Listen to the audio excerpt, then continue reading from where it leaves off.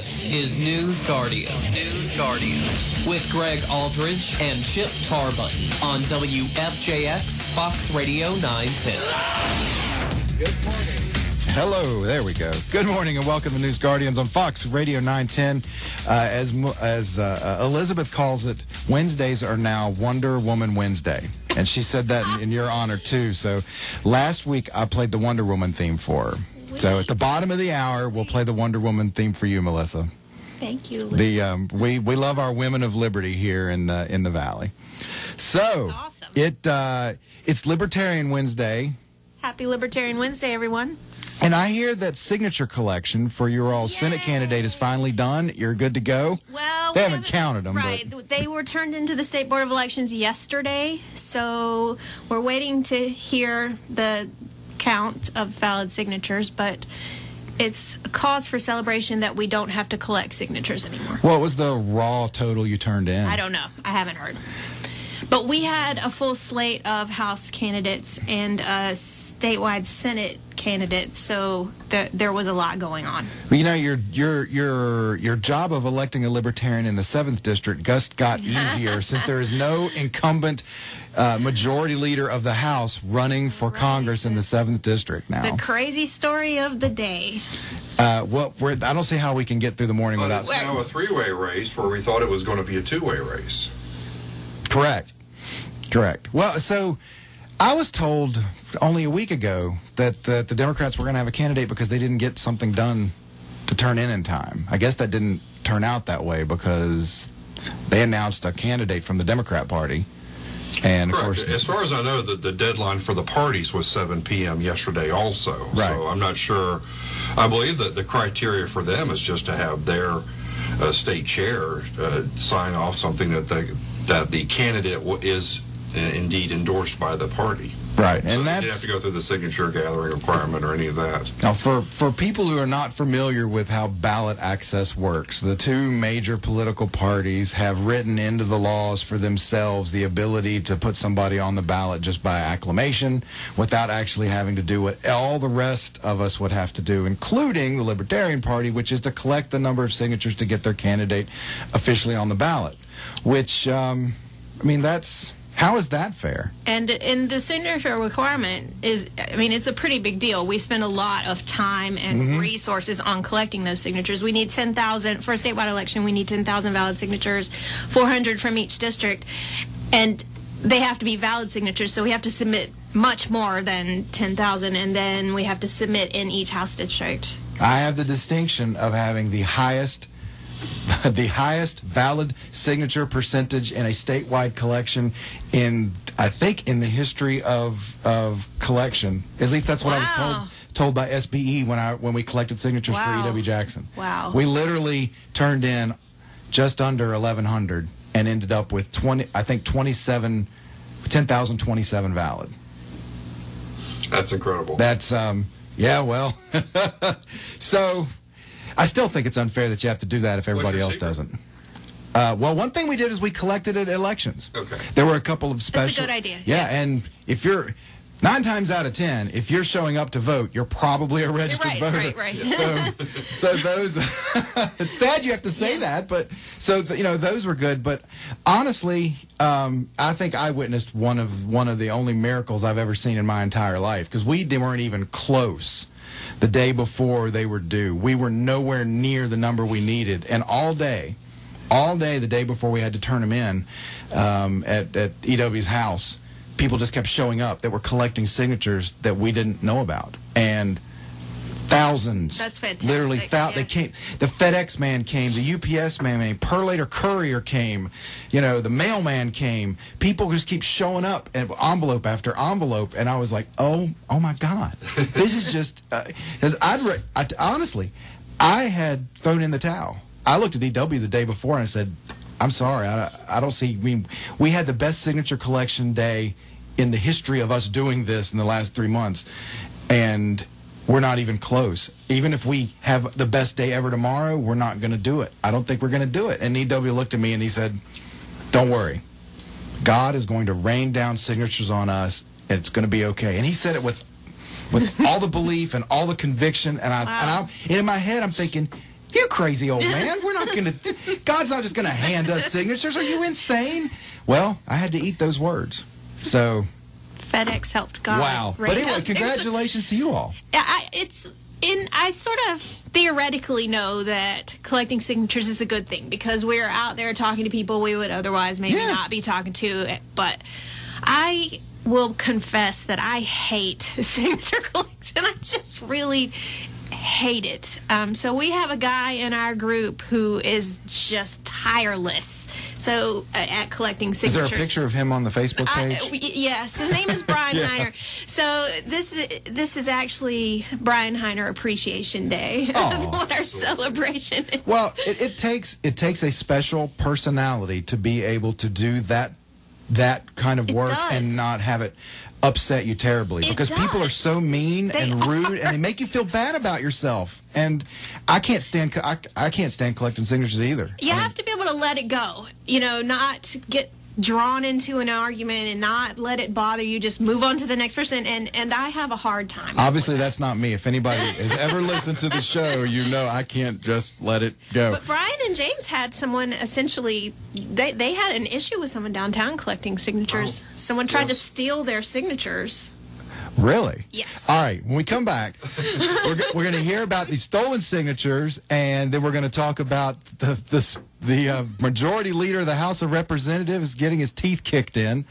And Melissa has a couple of topics she'd like to talk about, which I am excited to get into, all when we return to News Guardians on Fox Radio 910.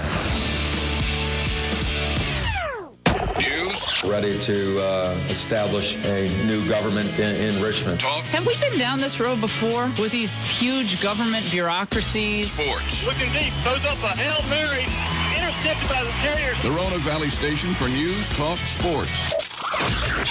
Fox Radio 910. Columnist Charles Krauthammer says that with that huge Russian-Chinese natural gas deal, Putin has turned the tables on us. I'm Charles Goyette. But he doesn't say that America's military expansion to Moscow's doorstep literally drove Russia into China's arms. I'm Ron Paul. Ron Paul's America, right after this. All loans subject to OnDeck score approval must be in business at least 1 year to apply. Are you a small business owner who needs working capital? At OnDeck, we can help. We focus on your business operations and cash flow, not just your personal credit score. And we're ready to help with loans of up to $250,000. True business loans, not a credit card advance. OnDeck provides financing to hundreds of different types of businesses like restaurants, auto body shops, healthcare, and service providers. So if you've been frustrated by the paperwork and long decision times of traditional lenders, see why so many small business owners are turning to OnDeck for the funding they need. Call now and speak with an OnDeck funding specialist. Our simple application process takes just minutes, and funding could be available in just one business day. OnDeck has an A+ Better Business Bureau rating and is backed by Google Ventures. We've provided over $1 billion nationwide to businesses like yours, so visit us at ondeck.com or call us now at 800-293-9166. That's 800-293-9166. 800-293-9166. Like so much foreign meddling, the U.S. attempt to isolate Russia over Crimea has backfired. Boy, it sure has. It's backfired. One big unintended consequence, and I call it an economic blowback. It's coming back to haunt us, and the real results have not yet hit us, but it will. A $400 billion deal with China and Russia, and they're going to be working closely with India and Iran and set up their own economic sphere in the world. So this is, I think, one of the big economic events, although it's long-term and just getting started. I'm Ron Paul. And that's Ron Paul's America. Well, I finally did it. I opened a 401k. What? Why? Just wait for the inheritance. We've definitely got a rich uncle somewhere. We're one call away from the winner's circle at the Derby, dinners with multiple forks, a vacation home in the country, using summer as a verb. You don't actually think that, do you? When it comes to financial stability, don't get left behind. Get tools and tips for saving at feedthepig.org. This message brought to you by the American Institute of CPAs and the Ad Council. The cure for information overload. You learn a lot, you laugh a lot. This is Fox Radio 910. No matter what time you tune in, you've got something to listen to. News Guardians on Fox Radio 910. And We are back, and I know people are just waiting on the edge of their seats to hear the Wonder Woman theme. That'll be at the bottom of the hour. So, James, you got some signatures stolen? Well, I didn't. I was there when it happened. Brian, who Melissa mentioned, and I were working near downtown, and this was a couple weekends ago, so I guess there was a festival in the area, so there was probably some alcohol involved, to be fair, to the young man involved. And apparently, I don't know what he thought we were doing, but a young man walked up to Brian, realized he was gathering petition signatures of some sort. I don't know if he even realized what the petition was or what it was for. He was just upset that we were petitioning. I'm still not sure why he was upset, but he actually snatched the signatures and said he wasn't going to give them back. He was going to call the police. When we invited him to call the police, he sort of second-guessed his own motives, gave the signature, or actually Brian just took the signatures back from him. There was we de-escalated the situation. There was no actual confrontation other than a verbal one involved, and the guy walked away. But it was just it was a little bit of a stressful situation to see somebody approach us that aggressively. As Melissa mentioned, people like to argue with us, or they'll. A lot of times you just get a snippish comment as somebody walks away. They just take a little jab at you and not give you a chance to respond. So for this gentleman to actually confront Brian that aggressively, and this guy was just sure of himself that we were doing, or that Brian was doing something wrong. He couldn't really explain what. And I except he did tell Brian, "You're so liberal." I don't want to go there. I don't know what the guy's politics were. Again, I don't know if he realized we were collecting petition signatures. I don't know if he realized we were collecting petition signatures for a libertarian. If he did, I don't know if he understood the difference between liberal and libertarian. And like I said, I think there was some alcohol involved, so I'm willing to give the young man somewhat of a pass. But it was definitely an interesting situation there for a few minutes. Well, I have to commend you for de-escalating the situation, because I tend to do the opposite in those situations. I mean, although sometimes my knee-jerk reaction. Sometimes, though, my escalation does de-escalate. I had an altercation at one point, and I finally just told the person, I said, "Look, if you don't stop, you're going to call the police."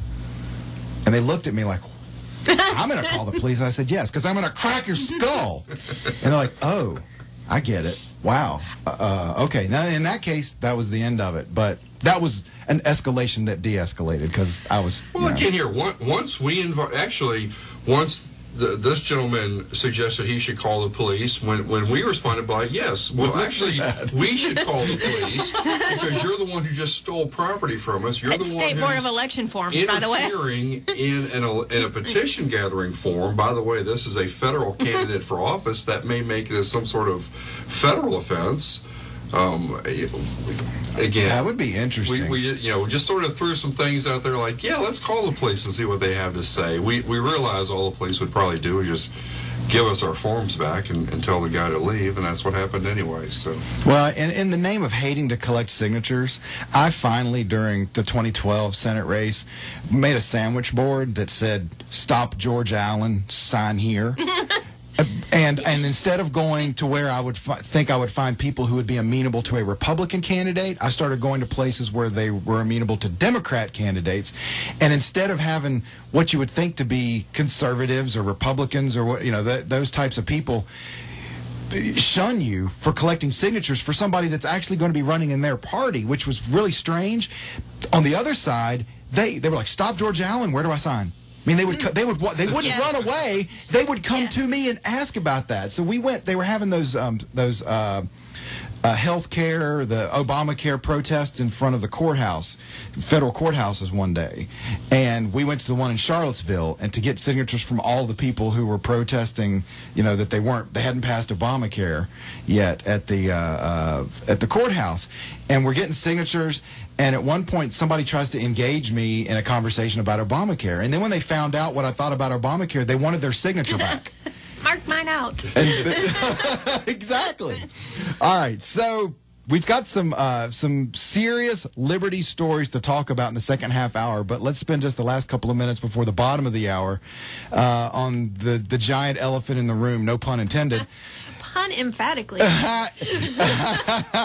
Eric Cantor no longer going to be anything in the House of Representatives. So, there's a few upset people, but from the most part, it's as if there's a party being thrown all across the state over this. It's a crazy political story. So, to state the obvious, I am no longer a Republican, but for a long time I was a political junkie, and I guess once political junkie, you never really walk away. Politically, this is a fascinating thing that has happened for several reasons. One, the whole narrative that the Tea Party influence is dead. I think there's That's people out the window. need to take a look at this, and two, I think I sent you the article.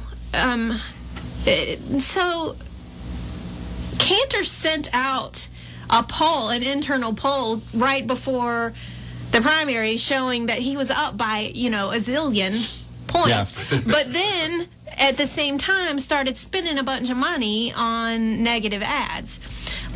Almost like he knew that poll was crap and knew something was up. And so I think that's interesting, too. Well, he must have known that something was up.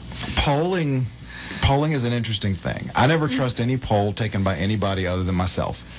Last year, I don't trust that one. So. I wouldn't take one. I wouldn't trust you. Take your own, because last year during the lieutenant governor's race, we were polling. We were doing our own polling leading up to the convention, and everybody who, all the smart people kept telling us, I've seen the polling from Rob Bell's campaign, I've seen the polling from Cuccinelli's campaign, and you're not going to win you're not even going to make it through the first vote at the convention. You all should just give up, because the polling's not there. And I'm thinking, should I be second guessing our poll? Because my methodology was correct. Our sample size was larger than you even remotely needed.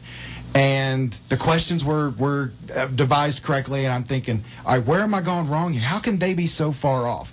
So first vote comes at the convention, we're off by 1 point. 1 point in our, and everybody else who had been telling me you're not even close was absolutely wrong. So only trust your own polling, because you don't know what they did or how they did it or why they did it, or that they're even telling you the truth about the poll they took when they talk to you. So I think Cantor may not have been sharing the accurate information from this poll. Right, because if you're up by a zillion, why do you pour the money into the campaigning?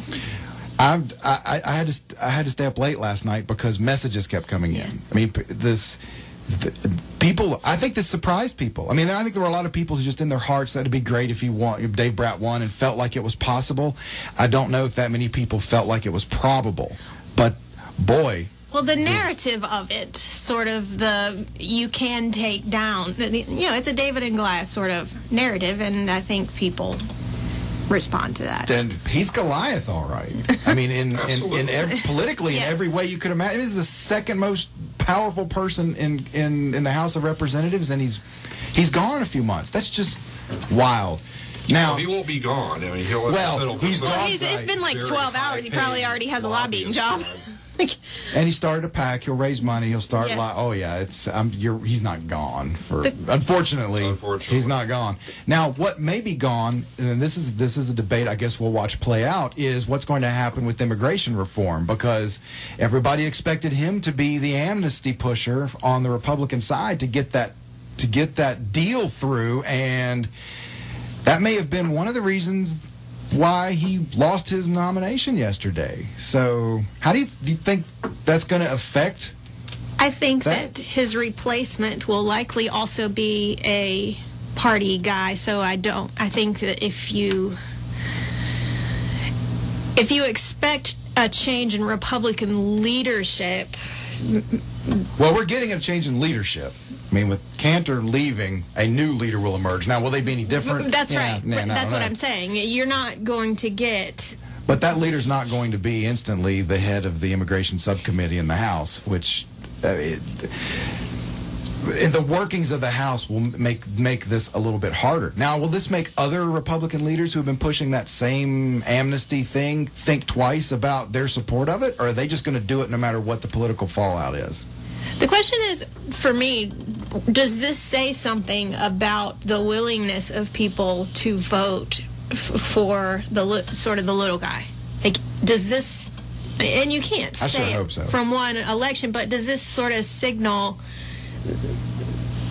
a change in that dynamic? One thing it does signal is that all of those people who, after last year's nominating convention, when Jackson was nominated, who said this is what you get when you have conventions, is you get the crazy people show up and vote for the crazy unelectable guys. That's why we should have primaries. Well, how'd that work out for you? Fast forward a year, and you got the establishment guy elected at a convention, and you got the non-establishment guy elected in a primary. So that narrative doesn't even hold anymore. But they'll still say it, because never let truth get in the way of saying some stuff. Of spin. So, from your perspective, you don't think ultimately that's going to be that great a change in how the majority in the House bleeds itself? No, I don't think there's going to be some immediate change in Republican leadership. No. I think the more interesting thing is what it says about we need to jump on the idea quickly that the little guy can win, and that being connected doesn't mean victory. Well, to some extent, Dave Bratt is not. He was no political outsider. He's been involved, apparently, in the Republican Party for some time, involved in the leadership in Henrico County. So he wasn't, from that perspective, he was somewhat of an insider. He has some name recognition, obviously had some ability to raise funds. He wasn't he wasn't an undersized David. So, he obviously, compared to the House Majority Leader, is a little guy, but when you look at the overall political spectrum, he was, it's not, he's not that much of a little guy. In a different race, if you're running just against an incumbent congressman, this probably wouldn't be that much of an upset. The fact that it is that the Majority Leader makes it more of an intriguing story. But let's not spin this as if he's just some complete outsider who's come out of nowhere and knocked off Goliath. No, I mean, he ran for a much smaller election a few years ago and lost. It was a 7-way race up there. Another friend of mine was one of the candidates in that, who also lost. But this is radically different than a lot of the other primaries that have happened around the country, where where you've got the incumbent and some challenger backed by Tea Party or backed by the hard right of the party or backed by conservatives, or that Glenn Beck is saying you got to vote for, or whatever, that didn't win. And in this case, that's not the way it happened here. The dynamic in the Republican Party right now is just interesting. I mean, and what this says about that split is interesting. They are fighting tooth and nail against each other, and it's and I think to an extent it has become about that fight. It has become about the internal fight. Interesting. To be fair, did Eric Cantor really fight tooth and nail? I mean, he allegedly spent a lot of money. Melissa mentioned he sent out some internal polling, did some negative campaign. He paid for buses and transported people there from old folks' homes. He signed up Democrats to come vote in that primary. They went out and campaigned with Democrats to get them to the polls. I think he spent 7 figures. Oh, wow. All right, 4 seconds left. At the bottom of the hour, we'll be back with Wonder Woman in just a minute. This is News Guardian. News Guardian with Greg Aldridge and Chip Tarbutton on WFJX Fox Radio 910. Welcome back, and as promised, it is Wonder Woman Wednesday. So here we go. Here we go.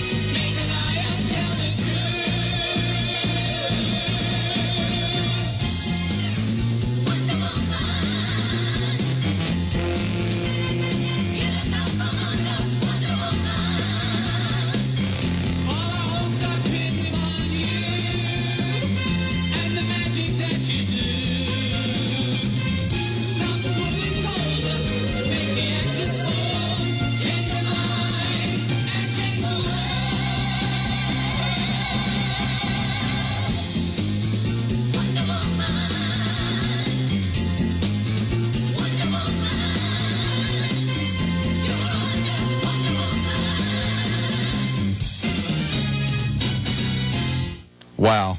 Elizabeth, if you're listening, that made my day. That is awesome. Lasso me. I want to tell the truth so bad. All right, so let's get into some serious,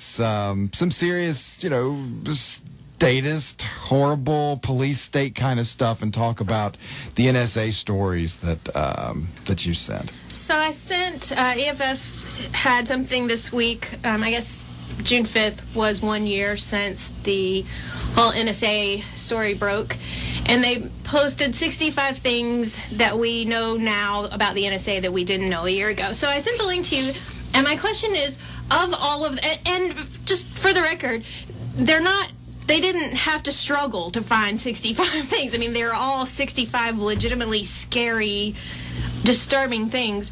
So my question is, what of all of the things that we've learned do you find the most disturbing? Wow.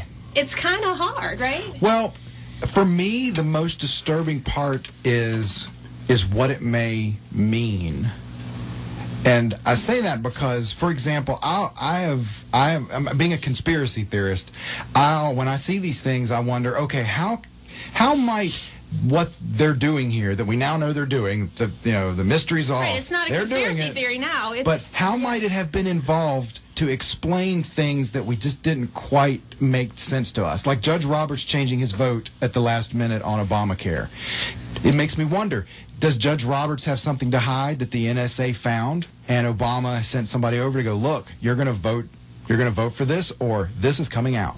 Well, one of the revelations is that the NSA will provide information to, for example, the DEA or other agencies for investigations, and then, because they can't say, we got this from the NSA who's listening to everything you do, they concoct these stories around it.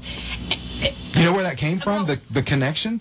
This was the fix we had after 9/11 because our agencies weren't talking to each other, and if they were just sharing information, we could have prevented 9/11. The Patriot Act contained the code, the legal code necessary to allow that sharing. And you're right. They're not allowed to use something that is collected unconstitutionally as evidence in a prosecution. And that's the thing that I find the most, the whole thing obviously is distressing, but that and combined with, Clapper lying to Congress and all of there were a bunch of instances of ignoring court orders or breaking rules that their internal audit found, and just this flagrant disregard for oversight and transparency. It's like they don't even give a nod anymore to oversight. Obviously, they don't have to. And so a secondary story to that is that I guess EFF has filed a lawsuit against them, and a judge ordered them, like in any case, to preserve the evidence for the case, and the NSA said no. Nope, sorry, it's too difficult for us to preserve the evidence.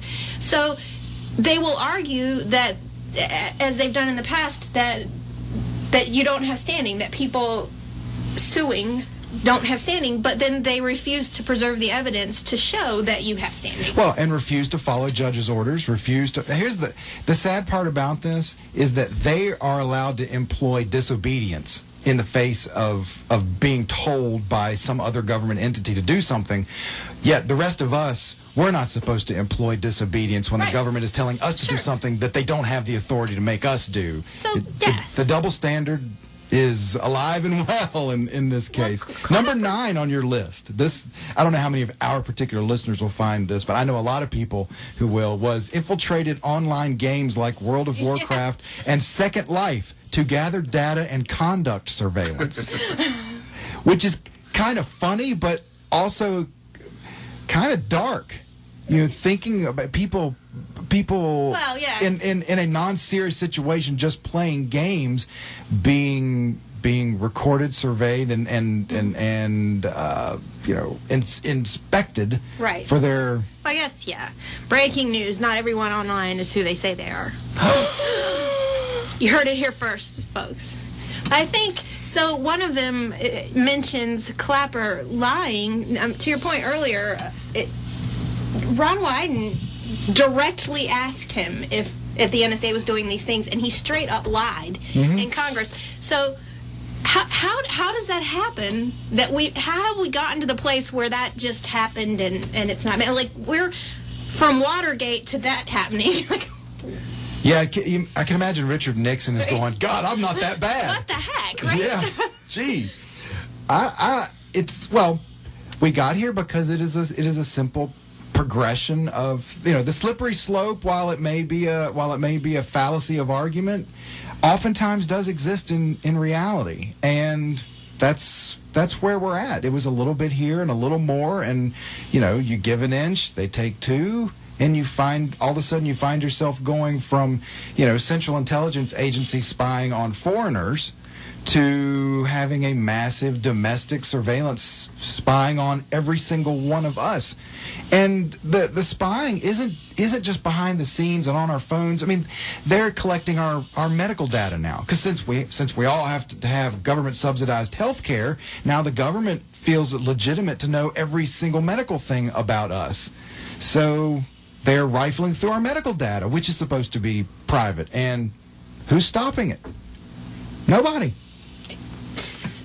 That's correct. The move to online health information has some good points, but you're right that there is now.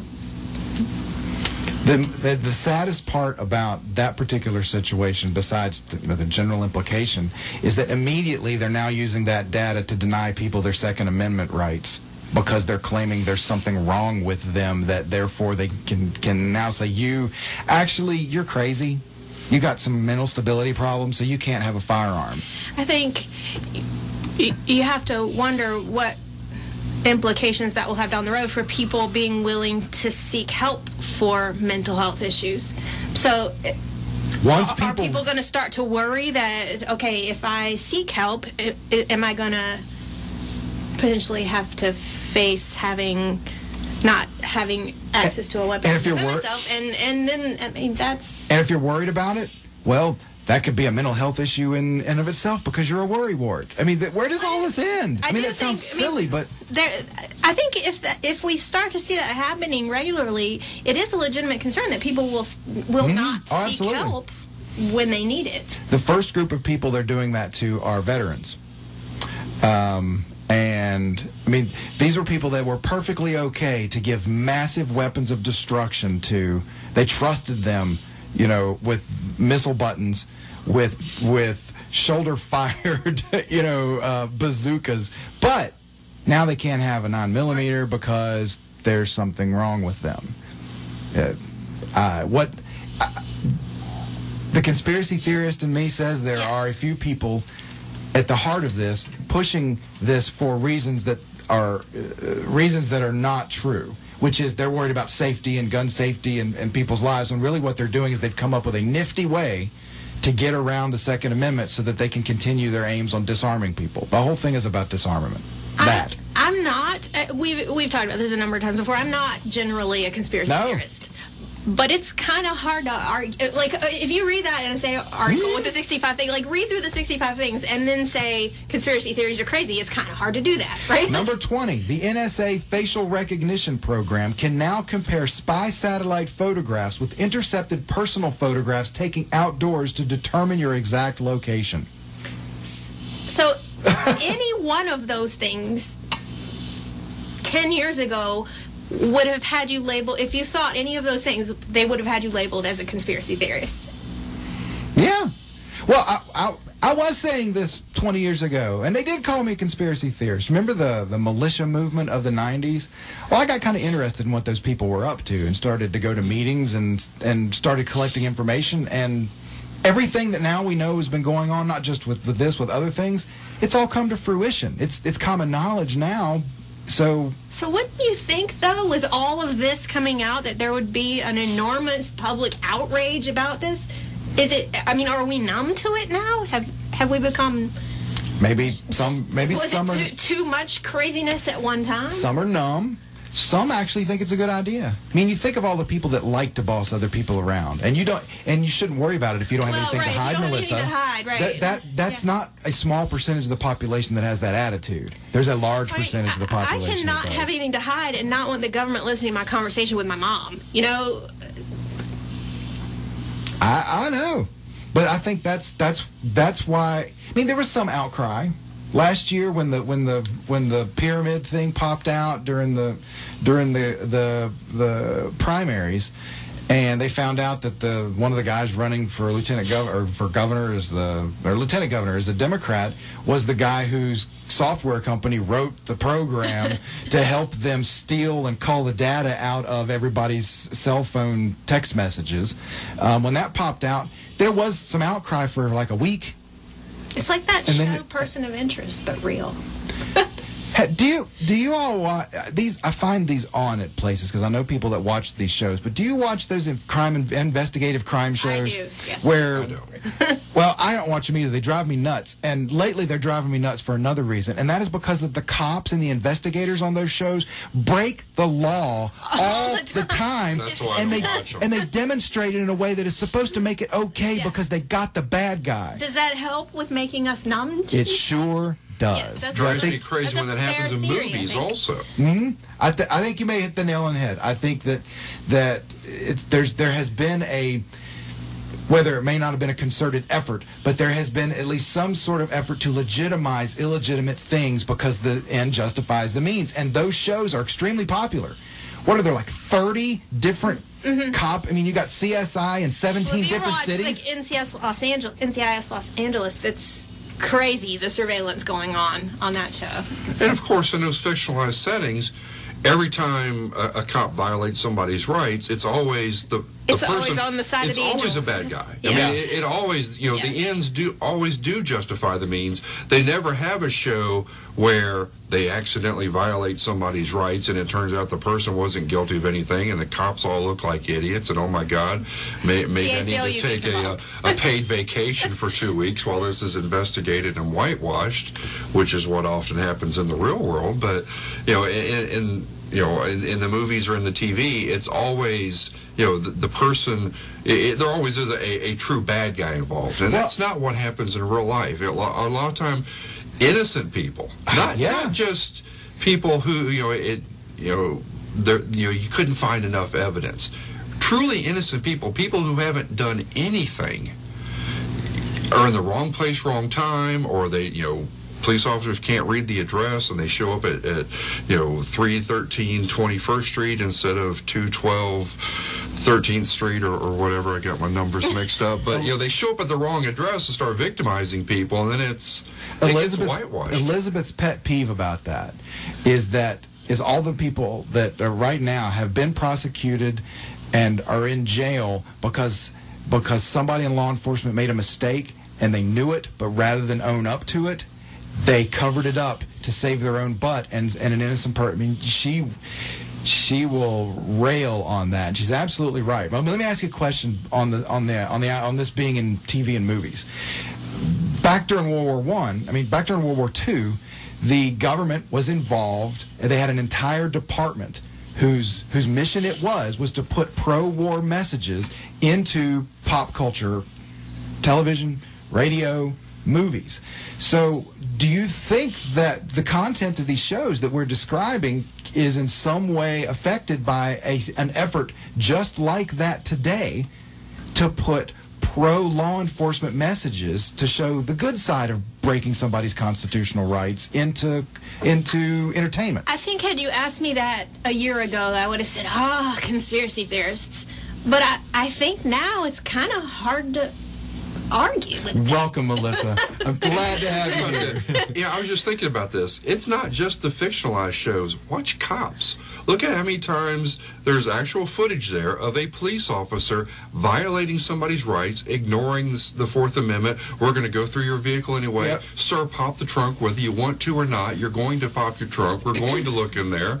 And this happens with cameras rolling. Mm-hmm. It's broadcast on TV. The clips are available on YouTube. The amount of information about how often our rights are violated is ridiculous. I watched those in college with a bunch of people, and they would get together to watch cops and drink and high-five each other when one of those things would happen, all excited that the cop had got that guy. And that mentality is not going to help us in fighting this. I don't know what to do or where to go, but this is not getting better. Apparently, a revelation still to come is a list of people who have been under surveillance. So is it possible that, depending on how extensive that list is, you could see a greater outcry? I would bet money that Judge Roberts is on that list. I'm sticking to that. Are we on that list? Oh, I am bound to be on the list. Come on. If I'm not on a list at this point, I obviously haven't been trying hard enough. I think I'm a little offended. But how far out does that circle go? Like, have conversations with people I talk to been recorded because I'm a political activist? Like, well, if you've ever said like the 12 words that that set off the NSA computers, then possibly. I mean, that was a joke 20 years ago. You know, you don't say these words because they've got recorders on the phone lines and it turns on a recorder and they start surveilling you if you say that word. Well, turns out, yeah, that happens. I don't know. We got a break. We'll come back and we'll get further into this. And there's one more story that you sent too that we need to touch on before we go, because of course Wonder Woman Wednesday only happens once a month with Melissa. And also before we go, we need to let everybody know that you all have a meeting tonight. Right, we're having petition signature in celebration tonight at Corned Beef. So it's come by and hang out. So it's beer celebration at Corned Beef and Company tonight, 7:30? 7 o'clock. 7 o'clock. All right, we'll be right back. Fox Radio 910. News Guardians on Fox Radio 910. Could be true.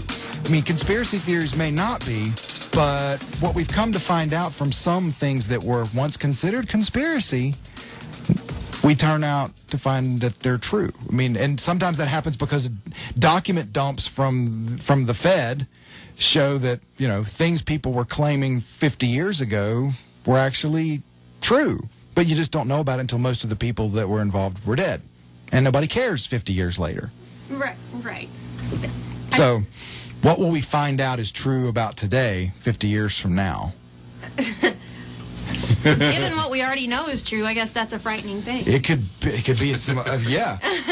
Now this may upset some of the listeners.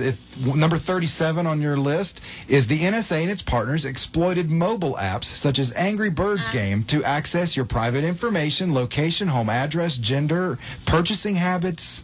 Everything that you store on your phone was accessible if you were playing games like Angry Bird. Our phones are like little NSA surveillance devices that we helpfully carry around with us everywhere. Which is worse. This is worse than George Orwell's 1984, because in 1984 you just had it in your house, but you could go out of the house and into the alleyway and hide behind a tree and have a quiet conversation. But today you couldn't if you took your phone with you. Yeah, I don't think he would have imagined that we would voluntarily carry around a microphone and a camera to make it easier. Well, that's a revelation. Wow.